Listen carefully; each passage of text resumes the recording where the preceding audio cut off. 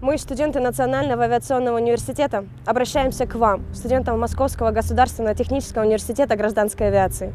Мы, коллектив Национального технического университета Украины Киевский политехнический институт, хотим, чтобы нас услышал каждый студент и сотрудник Московского государственного технического университета.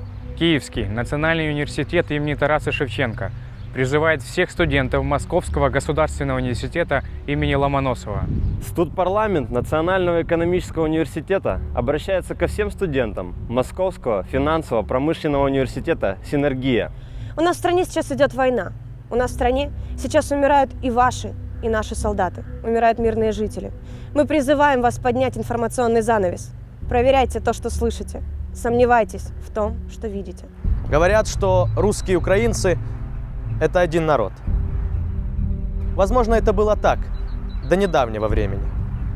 Сейчас между нами огромная разница. Мы стоим по разные стороны баррикад. Вы слева, мы справа, а между нами километры недопонимания. Между нами стали сказки про фашистов, украинских националистов, правый сектор и бандеровцев. Вот что на самом деле разделяет нас. Информационный шум. Мы с вами студенты. Студенты – это движение. Это сила и будущее нации. Мы призываем вас быть лучшими представителями своего народа. Не засоряйте себя фейками и дезинформацией. Будьте умнее и чище от политических игр. Думайте, проверяйте, сомневайтесь. Ровно год назад в нашей стране был свергнут диктаторский режим правительства Януковича. Тотальная коррупция, полный отказ от евроинтеграции, цензура в СМИ и милицейский беспредел вынудили студентов выйти на мирную акцию протеста. После ее кровавого разгона вышли миллионы украинцев по всей стране. Нам было очень страшно. Погибло очень много людей. Но мы справились, мы сплотились, мы стали еще сильнее.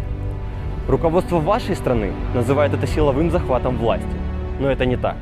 Это революция достоинства нашего народа, обычных людей со всей Украины за свои права и свободы. Вспомним события недавнего времени. Автономная республика Крым, территория независимого государства Украина, которая после побега горе-президента Януковича наполняется войсками регулярной армии вашей страны, и которые проводят под дулами автоматов референдум о присоединении Крыма к России. Да, и информация, скорее всего, отличается от той, которая распространялась у вас в СМИ и социальных сетях. Вам не обязательно верить каждому нашему слову. Мы просим вас лишь об одном. Сомневайтесь и проверяйте.